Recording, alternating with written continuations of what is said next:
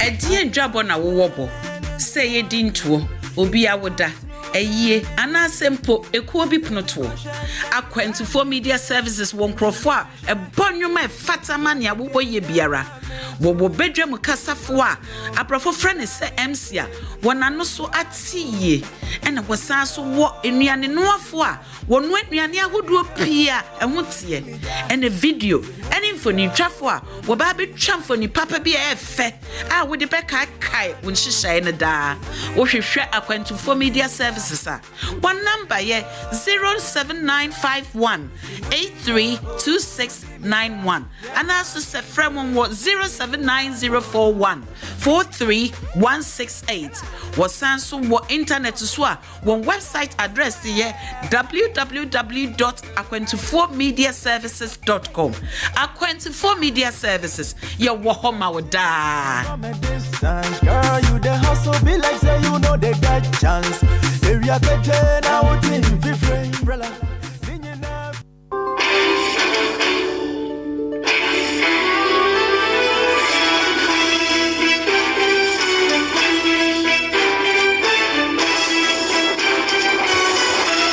Aseda kese nkomo bibia asem agepene anwumre a mode mofidi ato Akwentufo radio ebredu sense ma esisi Ghana ha sei diaboa no a yato ne din trending news yede esommo ene nsema yede ba na de di makotene ebi ene se na nado danko Akufo-Addo ene Roma asofo mpanifo ehiem enrada edi nkomo na nkomodidie ma ena na nado danko Akufo-Addo de atodwa se ensem bia anase ensem bia NDC for titru franketufo de ma NDC o ka se nkofo bia omo efri Eastern Region a omo eye achemfo no womo eye Sakawa boys no nani enye sa ensem no ho. Seems to be a feature of Ghanaian public life, which is but sometimes one would hope that when things come out, people would comment on them. The comment made by my opponent, Achim Sakawa people. Sanso and Chirabosom wano ana weye franketufo edema gum ode atodwa se NPP any NDC omunyina omobaye omamwae na say Ghana ni bia deka 100 million enya sem ketwa Ghana ni bia deka 100 million if just sadly wait let's you can see better Sanso and Dr. Mahmoud Bawumia ono ena oye Ghana omampani abedi echire wode atodwa se kane mampani JDM John Dramani Mahama wenya japade bia ewo tamale wenya hwehwehwehwe ewo ehonom sanso ena coronavirus active case nate aba 801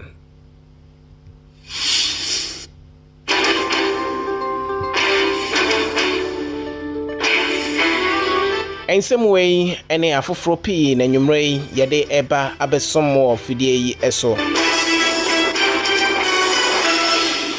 Medin ede Edward Donko afei ensem no emu enchiremu enie Enrada ena Romanfo asofo mpanifo won kabom ku Catholic Bishop Conference no womo mpanifo timi ekopiem ewo Ghana ye mampani His Excellency Nana Addo Dankwa Akufo-Addo na tenaye ne nyina eye anamo a yutu se ne be ya asumdue ebetimi apiem ewo memu hasei na eno ena Nana Addo Dankwa Akufo-Addo edeto asofofo yenim sensem bi koso wo memu hasei a wonte se Roma asofofo no anasem panifo wo memu hasei obi ade na no atosa ensem no emu na sa ensem no eye ensem eni kwan se yesososo ne nyina ene sen Ejapa Royal DU bai wona omo ewo ekuyo kuma no mechire minority for omo akasa pi enye omo enkon civil service civil society organizations bebre ena omo so ede omo ano eto ensem no emu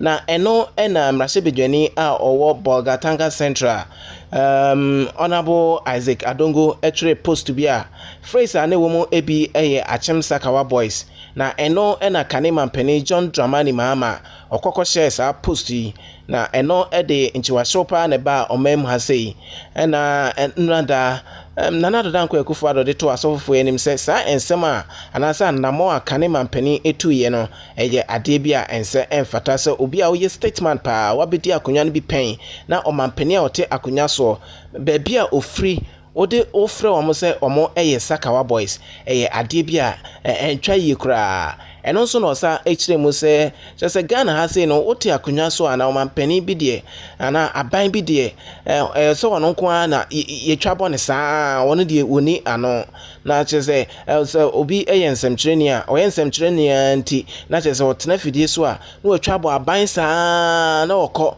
na eno eye ade bi a onhwe se Ghana from penifo to anamo a omo hwe se asumdue ebebe o memu ase no omo ede omo ano ebetum na omo akasa achire kane mampeni His Excellency John Dramani Mahama se ne sema okan no eye ade bi a entwa yie na enka yebetimi aye emre bi a na se yebetimi ahwemu yie a enka omo ede omano esi aban ote akonya so no enka osenke ye hwemu eye ana se ye hwemu eye ne de noma egu akwam ne eye bibi fa ho na eno ebeboa pa. Seems to be a feature of Ghanaian public life, which is. But sometimes one would hope that when things come out, people would comment on them. The comment made by my opponent, Achim Sakawa people. I've not heard any public figure in this country, independent, yourselves or anybody, comment on it. It's completely unacceptable. If I was to get up to make a comment about Northerners or Bunchas, you could imagine the uproar that would be in the country. Presidential candidate, a former president of Ghana, you can call a group of Ghanaians Sakawa people, and it involves the group for which the sitting president comes, and that comment goes without, that statement goes without comment. And at the same time, we hear these statements. Let's all try and bring the politics of insults to an end, etc., etc. The occasions are given where specific comments can be made. Nothing happens. And then it's lost. It's lost in the generalities. We need to focus on this matter in an even-handed way. I get the impression that because of the unfortunate, in some ways, authoritarian origins of our state in its area, where it was considered dangerous to criticize government, the pendulum has now swung the other way, where government is the only group you can criticize. If you criticize government, no matter what you say, is legitimate. If government was to respond, that's somehow illegitimate. Media freedom is interpreted as meaning the freedom to criticize others, but you can't criticize the press. If, for instance, they step out of bounds or they conduct themselves in an irresponsible manner. So all of this, I'm trying to say that there's a package that we all have to look at dispassionately and act on issues when they occur. Ghana mampeni His Excellency Nana Danko Akufo-Addo ena yetene ne no na numre eso be se no ngohwe ene fa nre da enumre ena osakotena ewo TV back also na eno ene kasa radio back nso eso efe no Man FM ne nyina eye won dwumadie back a na ekoso na etimi ekosra wo na no no de tu dwa se kane mampeni His Excellency John Dramani Mahama okasa dodo ene obetie me ba be yewe ochina obetie me ba ma okada ye de aye adwuma ensem se bebre me ba be yewe meyewe na dan no ote akonya no so wanye inconsistency no adoson dodo ewo franketufo de ma NDC amayekio no His Excellency John Dramani Mahama na so ye dodo Nana Danko Akufo-Addo eneka. We've put it out that we've created over 2 million jobs in the formal public and private sector. So how can you say that this source of will provide more jobs than other areas? It's It's just populism. It's another sign of this inconsistency. While you're in power, you do one thing. When you're out of power, you say another thing. It's not good for our public discourse that political leaders are so free to change their mind, because it means that people can never know where they stand with. I will do one-term premium for NHIS. I don't do it. The next time I come, I'll say I'll give you free primary health care. How does he expect us to take these commitments? All that you can say is, it's better that we leave him alone so that we can have a more serious dialogue with our country.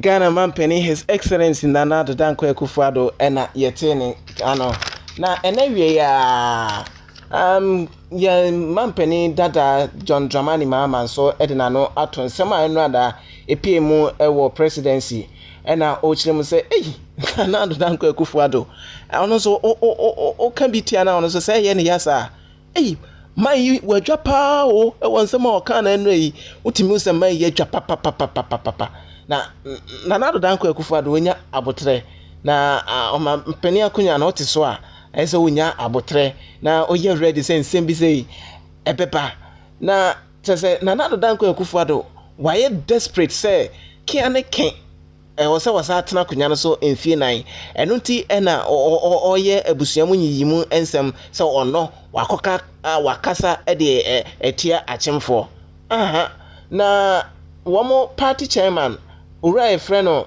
Samuel Ofozo Ampofo onya achimni ana ono John Dramani Mahama wonyina baabi enye abusuamu nyiyimu da no open the post to no to ni Facebook wall ene o share na wa sha na chese wo no wa kan bibi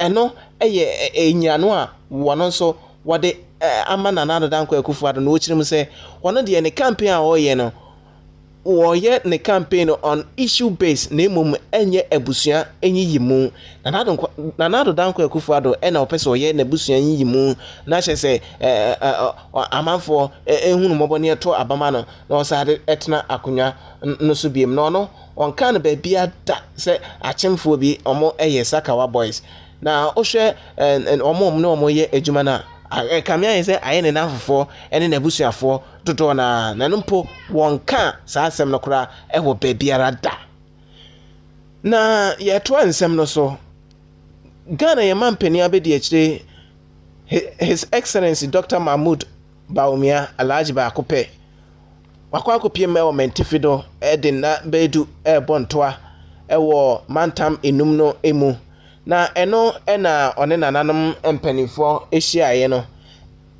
ena oda atudwa se obia emfre yewura John Dramani Mahama no misane se wobetena so emfie nwotwe no ede be ade potepa na oye edema mentififo de obeka ne se sada jida na se sika no kra so wode koye confirm na confirm na ode koye ye no o friend say and confirm na wo ye omo ewe ya yes omo tufa akofa paga akodru Burkina Faso confirm na tu ekọ Burkina Faso wanye ade ten ba akokra japade ba akokra ni ho a wo ye no mentifido honom na osawase wo ye adwuma anase wo ye bibi pote ewo mentifido a omra no ma o meka nkyere wo mo $100 million equivalent. $100 million equivalent. And it was supposed to help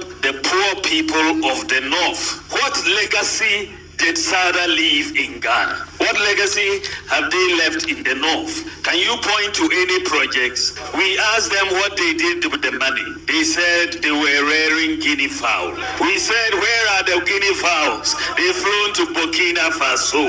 We are here to say to the people of Saboba that under Nana Danko Akufo-Addo, as far as northern development is concerned, the era of flying guinea fowls to Burkina Faso is over. We will and to bring in policy that will uplift our people from poverty. And that is why Nana Akufo-Addo, when he was candidate, was going to build a Ghana that was going to be inclusive of everybody. Eno eye Ghana yeman penny abedi echire His Excellency Alhaji Bawumia ono ena yete nenka ewo ehonom na yeko nsemfufuro ma osofo chirabosom ne din pa eho na ID card so eye Christian Kwabena Andrews chirabosom ena yenim no ono so ono na yekofa by Ghana Union Movement oka yekano gum ena dodo na ekano na ono so akasa nensema oka nyina ene se de yabre NPP ene NDC wose Ghana for ede womo eni ehwe gum Ghana Union Movement as eso omde womo ni to womo so na 2020 abaye babetoi yento ema womo na se omo eba impumto a abo Ghana for no obebo juma papa ode no ma begugu akwam ama ajuma koso ewo mem ha se ama mabuna omunya ajuma no womo etimi aye ajuma ya light ni baby anye ye de hasika ji nyina no ahyensa ye betime sisi ama tutu amna yiye dan se ye beti jiska e dia koma sko no mo bi otenkran on twa e kra hwe ye de ni se do hwe na na pum kra cha me pum kra no e nipa de siti ko enkwa jina enu na bedwene sa na bedwene ayiyi be sorry ye me kan se am hwe na na ma ye for chi fa mo e de do bu mai obi ani obi eti e na me pa pro nyina no me ka se me ne mkro mi ye de because na no mo no wako kasa omo tamechi emfa mpaibo ni bidi nyansa na kasa chi omo mamba na o mamma ni nyina nyintum na kati fo yi omo friso ni afia kasa ya fie nim de ya twere mu man no ye ebeye eno eye Christian Kwabena Andrews sofu chirabosom ena dodo na ede efre no wasade tudwa se NDC ene NPP omo ede yenhwamo se Ghana yene na mbese 31 million no Ghana ni ba biara odeka 100 million ese wutua yedibu oman yedibu oman e wosani mwanimu ya Ghana for epia NPP ene NDC for efri akonya no so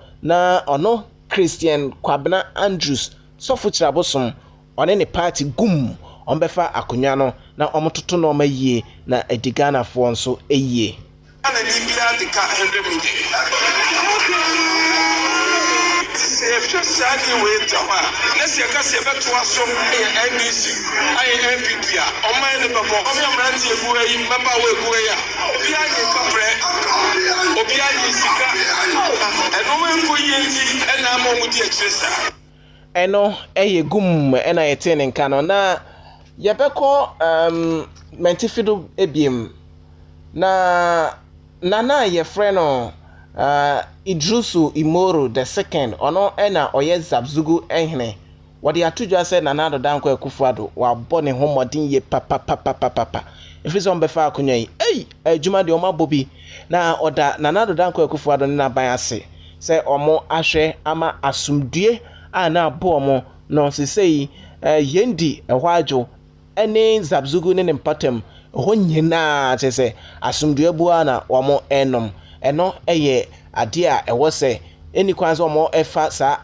asedane die into this aseda kese ama Nana Danko Akufo-Addo ena afin so asada na sese waboa ama wote enwuma pa egu akwanu ewo Zabzugu ene no potem Nana Idrusu Imoro a otosumieno Zabzugu ehene express our gratitude to His Excellencies the Vice President and the President Nana Akufo-Addo for the lasting peace they have brought to the bank and installment of the new year now, and then by extension subsequent experiment of Yezola and other things. Your Excellency, I and my elders and the entire people of Zanzibar wish to express our sincere appreciation and gratitude to you and your government for the massive infrastructural development you have brought to the people of Zanzibar.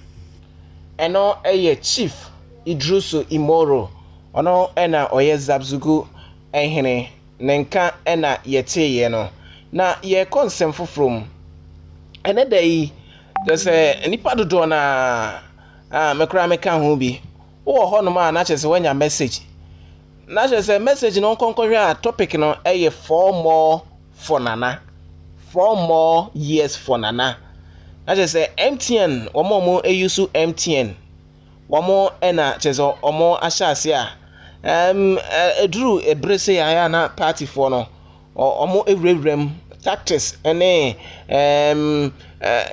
akwan hodo so mbefa omo betimi enya nipa dodo amoma ba womo party mana ya to aba ma woma ana woma te womo campaign kano say womo abo awura manfo phones mu ene wo ho a krenenen unim se wanya mobile money alert na te say nyesa NPP amanyukuo no ena omo enya sa akwanya na womo the messages Ghana for dodo na message na ni team no 4 more years for nana eno message no theme na yetimi ebon komo ebisa MTN for say na ensemwe eba ne sen na eno na MTN for womo echiremu say enfri womo na send numbers no social media any other platforms no kwa wodo na womo nsa ebetimi aka na eno na omo hrem se enye MTN for na aye saade no na so opese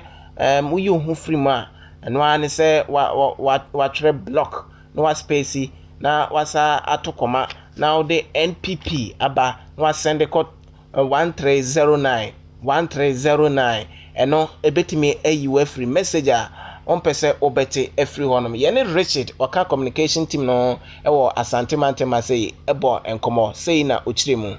Okay, not so sorry why I will know when you move here but all the message no na maria so sorry why and free honum one but so but say all stop this message there bana we call me say that we get sending message no about block our capital letters no normal space no type so say MPP there no about NPP NPP yeah message in the not so say na kind and block our capital letters normal space no about NPP no after the last text I call 1309 and the right okay now I can't but need to me my information here also because 3 years but so also the numbers would be platform would be so we bet my copy numbers there that's a Facebook or that's WhatsApp or a platform would be on my or the bet my number to that's what I'm saying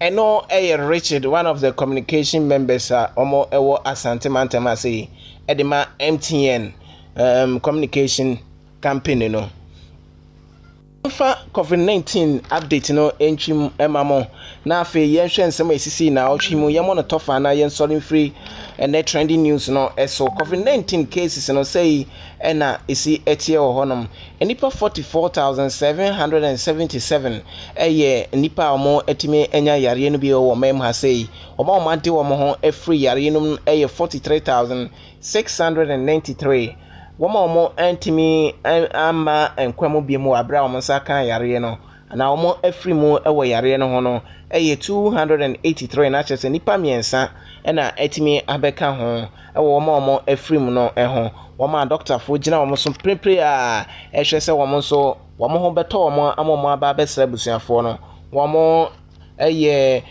ahangotwe ene baako 801 as a sem depa sotia na etie na still na Greater Accra region omo ena edikan omukuta 22,415 cases 22,415 cases. Ashanti region ekuta 10,889.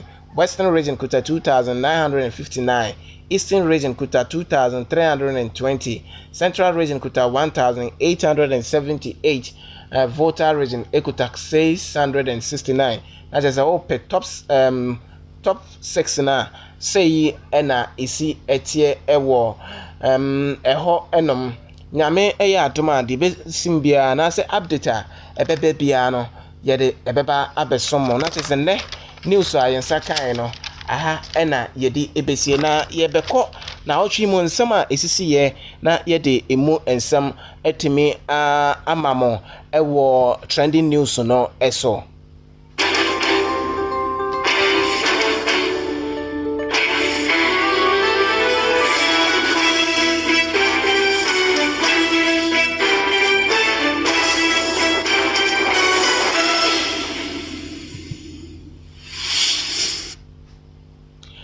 Enrad na ochimu ena NDC amanyekuo no omo etimi friends emtrefo enhiemu ne nyina efa registration exercise course no eho na womo general secretary Johnson Esiedu enketia the general mosquito wano ena etimi ejina apemu ekasa edema ekuo no eno ode sobo pia na nsempi eto eja na nenkasa emu eno ode eto eja se ohwe registration exercise course na we a registration exercise a bon con can just say and try ye crack exercise now ko ye crack is ever conducted in the Fourth Republic of Ghana. This simple exercise of compiling a voter roll witnessed at least 2 cases of murder, including that of a young teacher at Banda and another at Nkran Panta in the Doma West constituency, all in the Bronx region of Ghana. The exercise witnessed several incidences of brutalities, including gunshot injuries, near-fatal attacks on at least 2 sitting Honorable Alhaji Collins Dauda of Asutifi South constituency, and physical molestation of innocent citizens. There were also widespread reports of open display of weapons and open shots of live ammunition by highly placed government officials such as Minister of Special Development, Middle Belt Development Authority.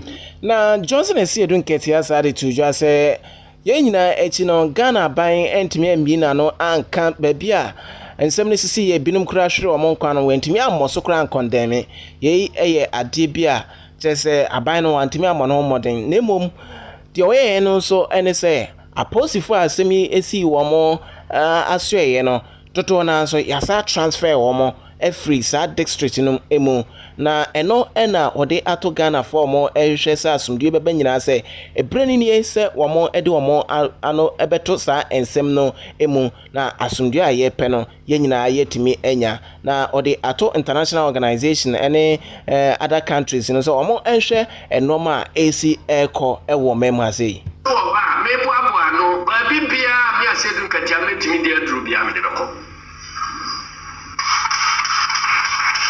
including international organizations near Ibiano, Oba, Philip Kadochi, Asemo Iboboni. We and I buy we air.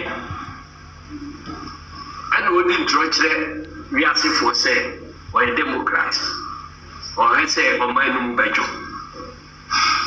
The Academy Peace Council for, as of for, and in the 4 I won't come be a woman. Anyansa for woman David. Yabakwa battery. My office here and grant Abenuma will be a treba, peace walk, peace dance, peace crawling, peace yabe. Peace no end. Well, you and you are DJ peace you walk outside. This is the evidence. I would differ. And I said to our freeze any videos, no near you mean, and by the animal for no table, show no. Obika say, Hoya Toguno, and also according to Nina vaccination, Minister of Health, I know me and all records in our home. Na ochima so nanado danko ekufuado kasai no eno de tuja se nyame ya aduma ebrade etwemu no ye bie Ghana Kotoka International Airport atum ama kwantufo a omo ebetimi achata omo plane aba no omo etimi aba abepiem ewa ha sei na omo ba test ebekoso nyina no womo ena ebefa eho ka enye aban no weeks of thorough work, I'm satisfied that it's safe to do so. Fellow Ghanaians, I'm glad to announce that Kotoka International Airport will reopen and resume operations from Tuesday, 1st September 2020.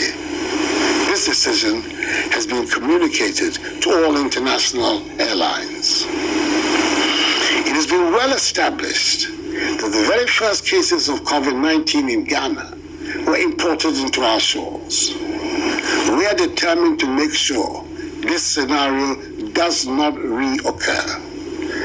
The commitment to ensuring that the gradual easing of restrictions, including the reopening of our airport, does not lead to the importation or resurgence of the virus into our country is firmly in place. That is why the following measures have been taken and duly communicated to airlines wishing to resume flights to Ghana.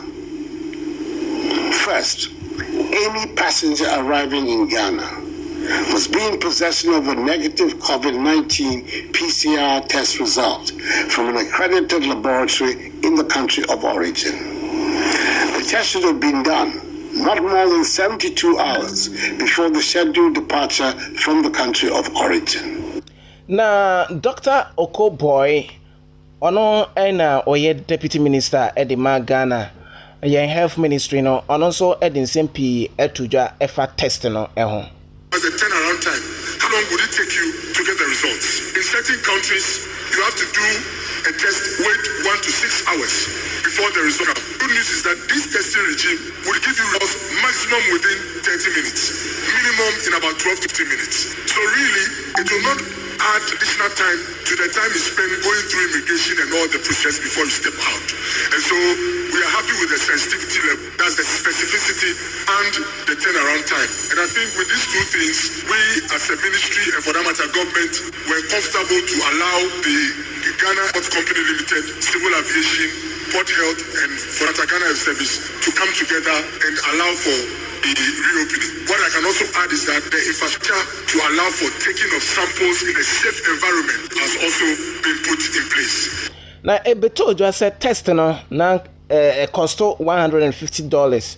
Na eno ena Ghana for do na de o ma no etum say oho adi eboarding papa na so abano echiremu DNT a was a test no eko sa $150 no na nanado kasa no sa chirem say JHS2 ene SHS2 for nyame adoma bosome a yebeba besim no ne de toso no mo nso beko no makwa akọwi o calendar year no na KG ekopem JHS1 ene SHS1 omo de nyame adoma Afrida 2021 ena womo beko akotoa womo enwomasua so. To finish the academic year, the decision has been taken by the Ghana Education Service after consultation with the relevant stakeholders for SHS2 and JHS2 students to return to school from 5th October to 14th December 2020.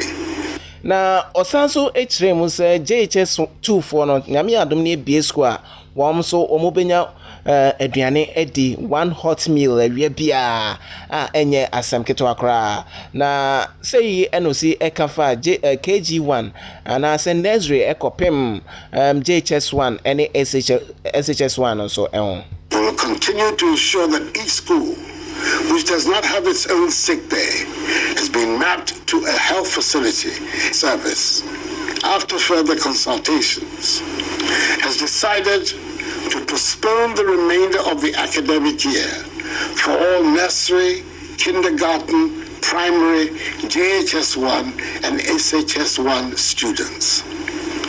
The next academic year will resume in January 2021 with appropriate adjustments made to the curriculum to ensure that nothing is lost from the previous year.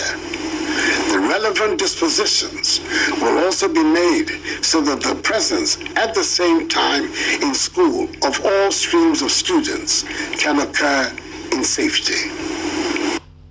Ghana Mampeni, His Excellency Nana Adodanko Ekufuado ena yetene neno na Anthony Bafo was deputy director at the Ghana Education Service or in charge of management.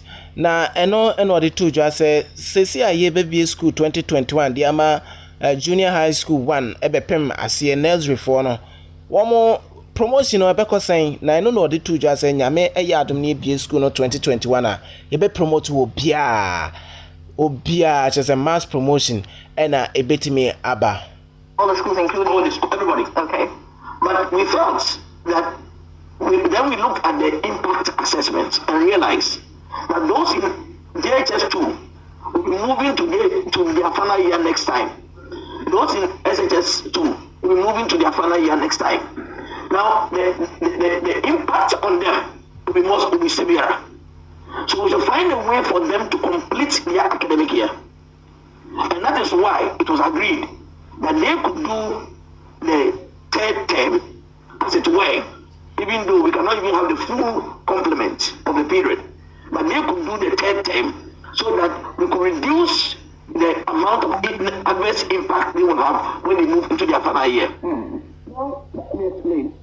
Why KG, especially KG1 to let's say P3, you cannot go to school.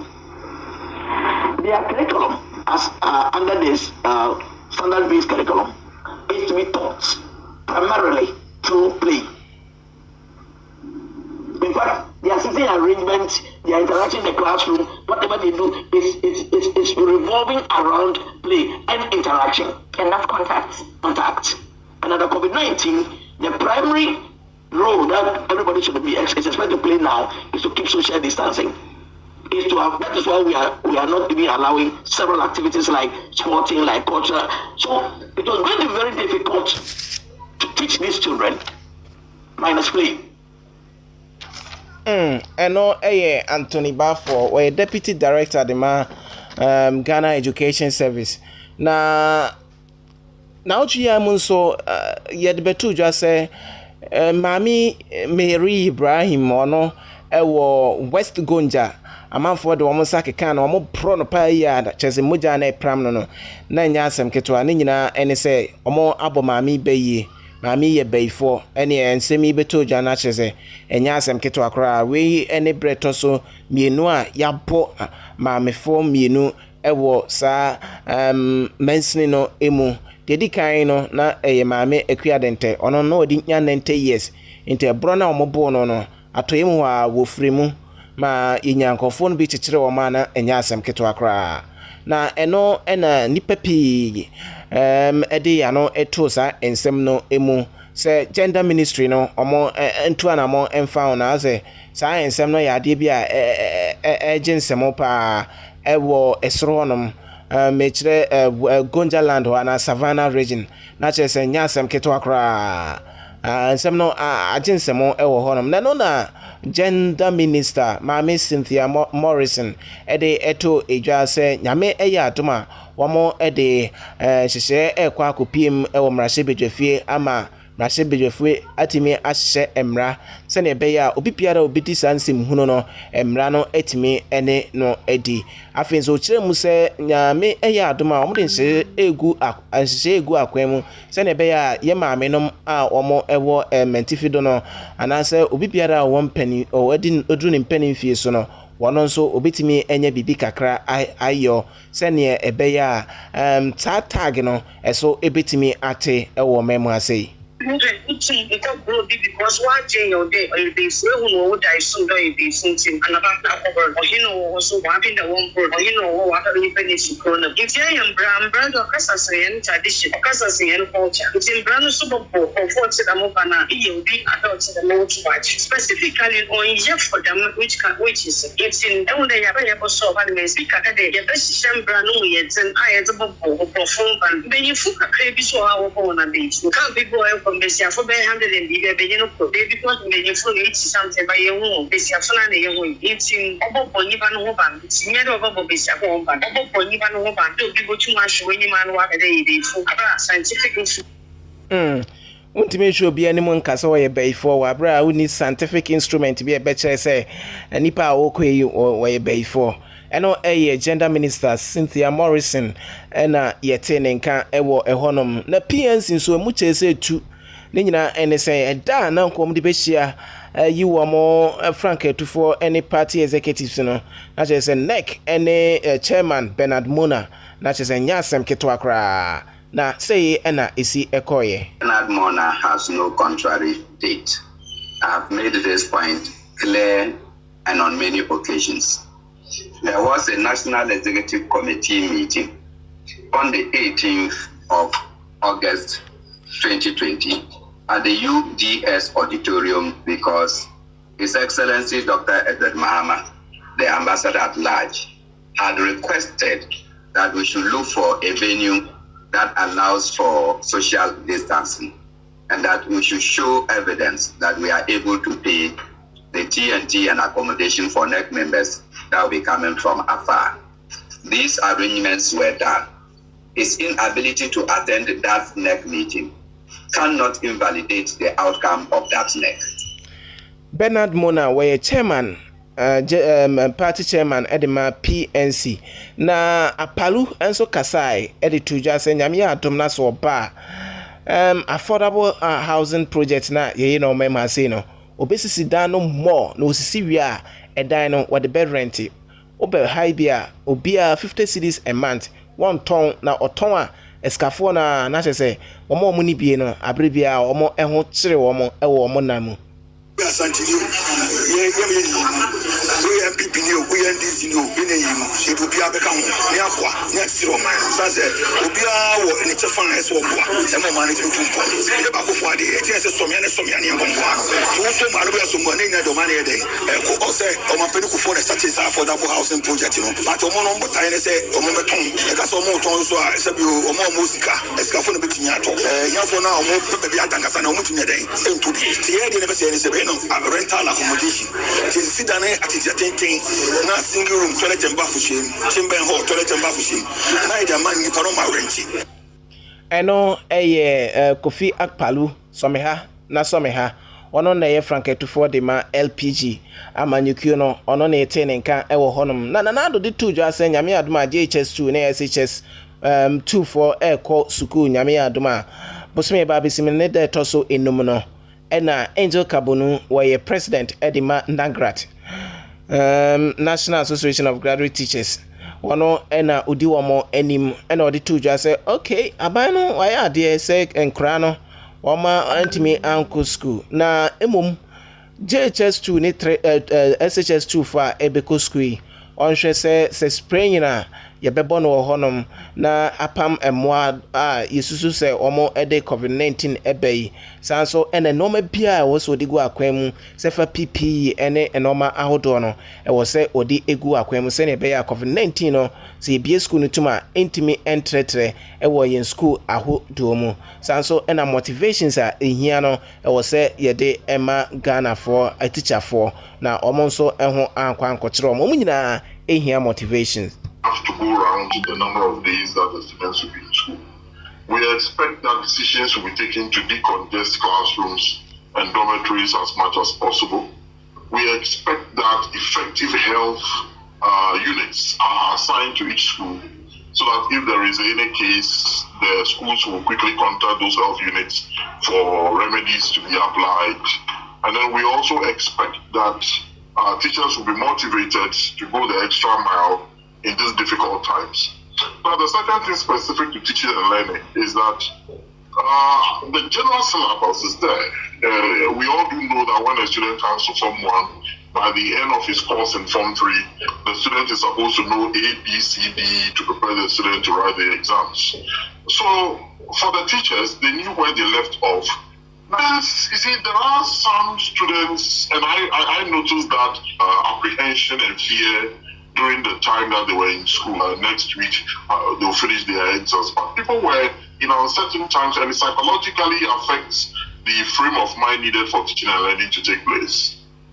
I know Angel Kabuno, President Edema, Ghana National Association of Graduate Teachers, Yeten and Kano. Ejina no so na yede ene na ochi mo trending news a yesa kan e wo fidie so enyina asia na yede aseda kese ama mo se de bia ne da money Akwantufoɔ radio ehwe ebomu yedamase edamase nyame adoma ochina enso de bepiem ewo trending news no yede ebeba aba besommo medin ede Edward Donko aseda kese pa enkoma mo nyina yakramo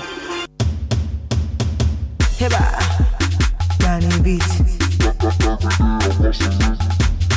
Edie dwabo na wowobo se yedi ntuo obi awoda eyie anasempo ekuo bi pnoto Akwantufoɔ media services won krofo a ebonwoma efatama ne abobo ye biara wo bedwam kasafo a aprofo frene se MC a wonano so atie ena wosan so wo enuane noafo a wonu enuane ahodo pia ehotie ena video ena infoni twafo a wo ba betwa mfoni papa bi efe a wo de beka kai won hyehyɛ ne da wo hwehwɛ Akwantufoɔ media services a one number ye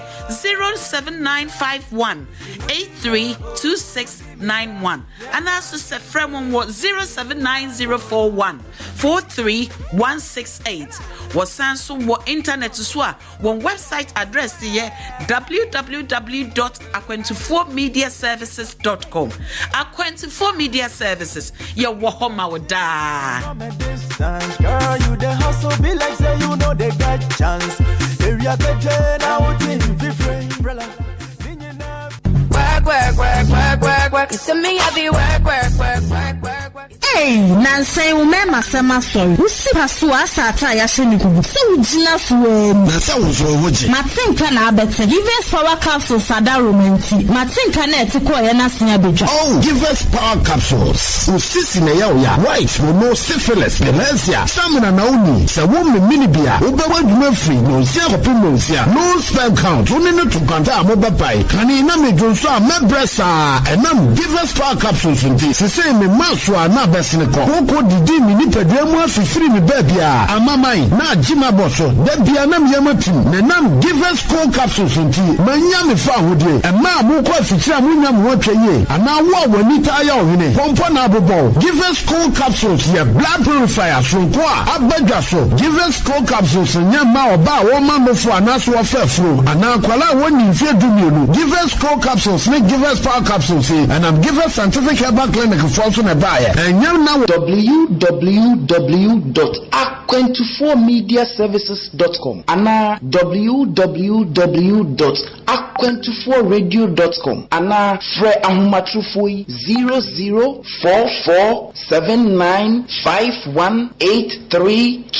00447951832691. Give us Ruben Gina Soma.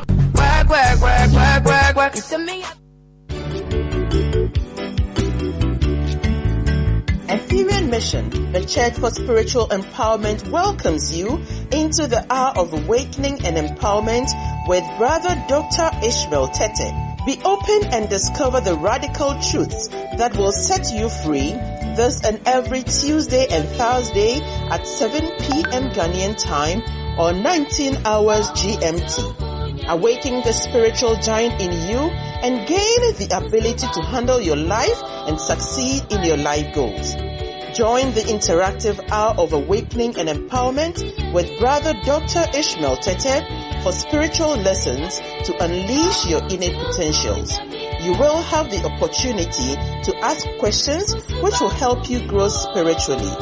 Remember, this program comes up every Tuesday and Thursday at 7 p.m. Ghanaian time or 19 hours GMT right here on Akwantufour Radio.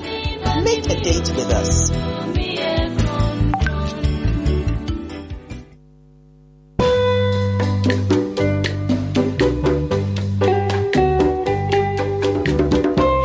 The Intraman Association UK Etun sa Fredin Tradishia ewo UK hanyina se momeka yen ho na yemfa nkabom ene kroye entoto adwene emfa mmoa ye maindentra yeshia bosumi biara ne kwesi ada etosu mienu ewo Wickway Community Center St George's Way London SE15 6PL efri no nsia kopem no wotwe mrenemu friend yen wo 079 041 43168 Bra na dencha mayin punto hu hia Pentemprem, Minnesono.